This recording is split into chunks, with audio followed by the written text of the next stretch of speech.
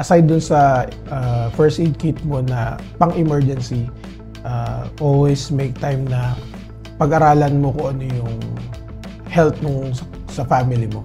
Yes. Kasi mamaya, yung binili mong first aid kit, again, coming from the word itself, first aid kit, pang-unang lunas. Yes. Pero yung kasama mo sa family mo na mas kailangan ng medical attention, dapat doon ka magpo-focus kung ano po yung kailangan niya, mas kailangan nila ng ganito. So, yun yung mga idadagdag mo. Yeah, so hindi dapat yung sa'yo lang. Yung kung ano, for example, may problem sa puso, kung ano yung mga maintenance nun, dapat make sure na kumpleto kayo. Lalo ng mga parents natin, no? So, aware tayo sa katawan natin. Sila, since matanda na sila, hindi na nila maisip na ito unahin ko. So, we need to take initiative na, ito yung para sa parents ko, asikasuhin mo na. Ito yung para sa kanila. Ito yung para dun sa bag out bag nila.